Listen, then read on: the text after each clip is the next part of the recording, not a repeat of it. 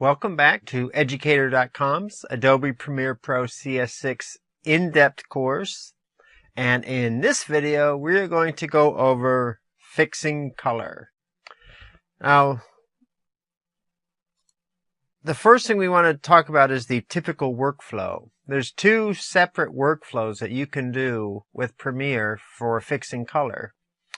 The first one is fixing it inside of Premiere.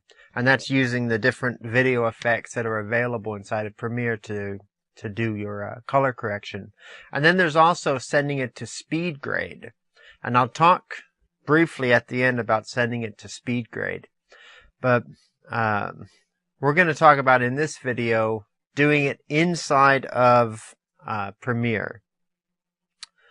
So let's go over some of the color effects that are available in Premiere to work with your color.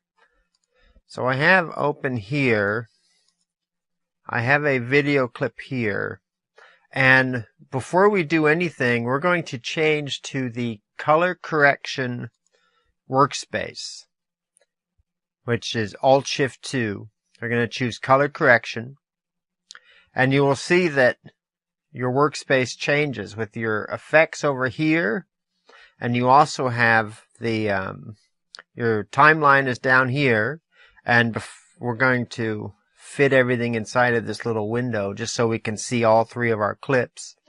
Your project panel is up here, but since we don't really need to see a lot of it, I'm going to move this panel over here, and then I'm going to bring this so it fills up the entire screen. And this is the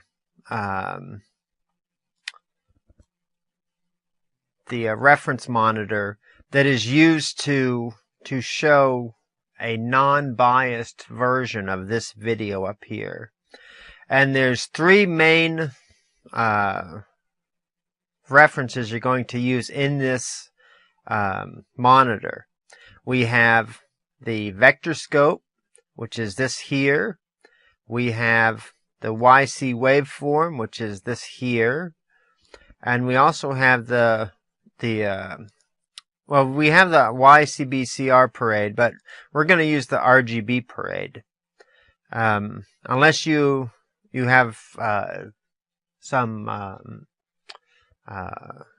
experience with the YCBCR, and you know about lab color, because it's basically based on lab color, you're not going to use this one. You're going to use the RGB parade.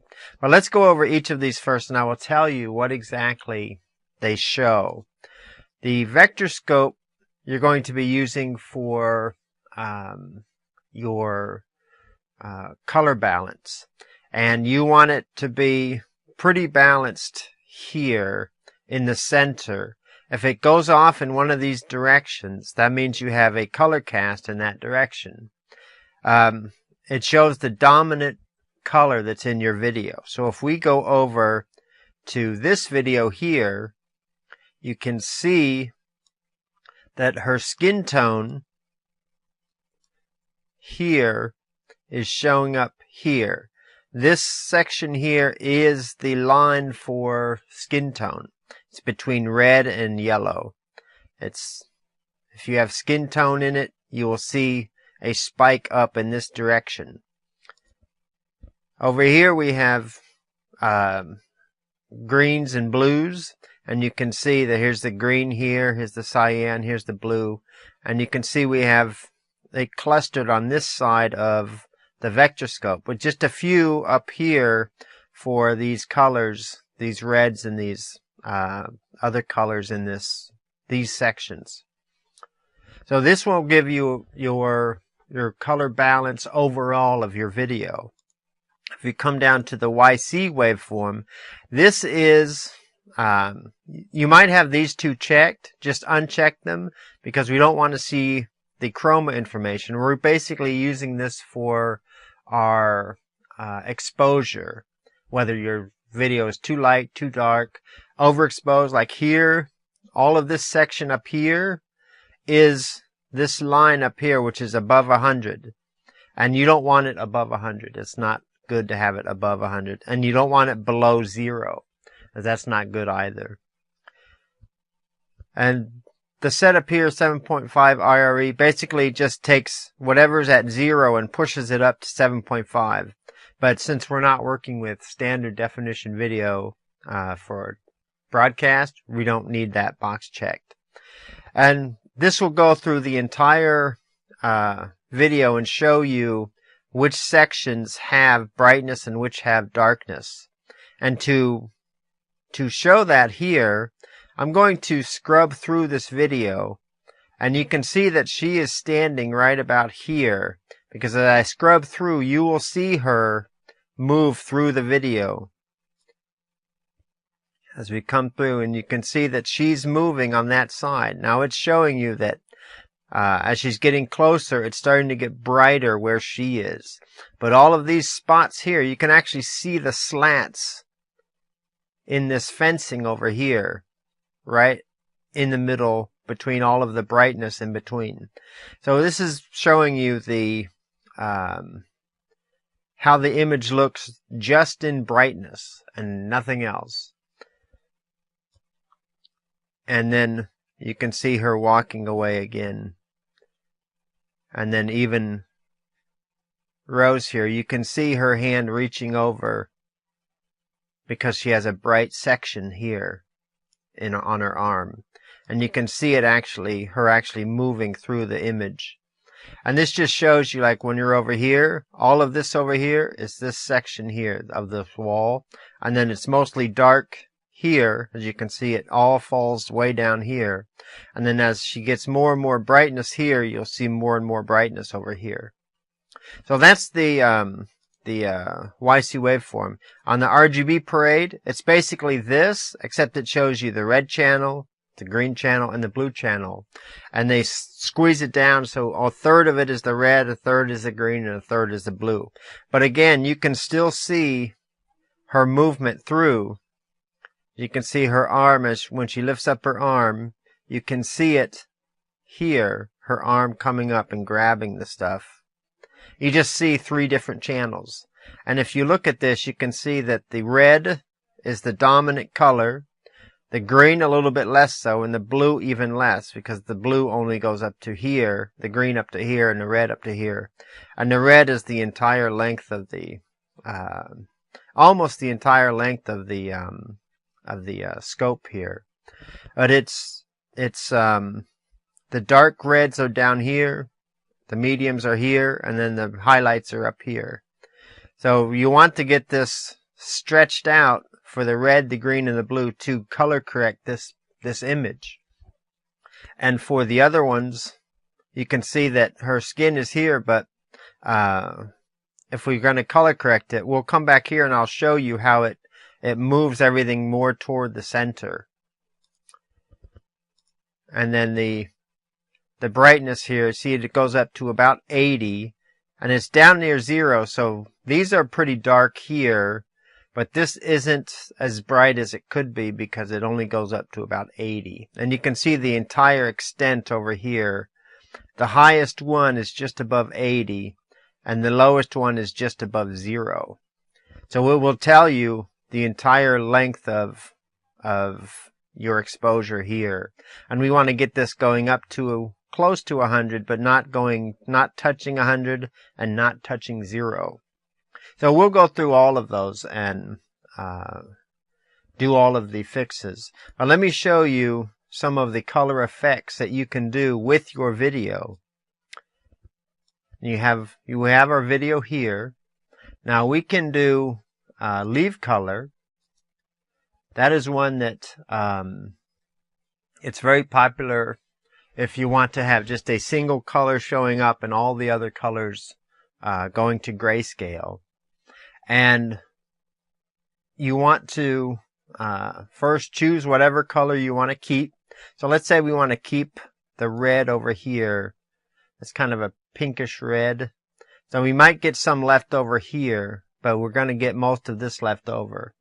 And then you have to come in and you do what amount you want to leave. So let's bring it all the way up to 100. And you can see it just left the reds and some of these other colors in the background.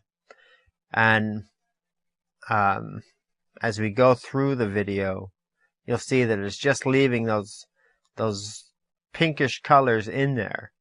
And we can also do the tolerance, so we can change how tolerant it is. And you'll see if we start to bring it up, we'll start to get some of her shirt, which has a little bit of the pink in it also.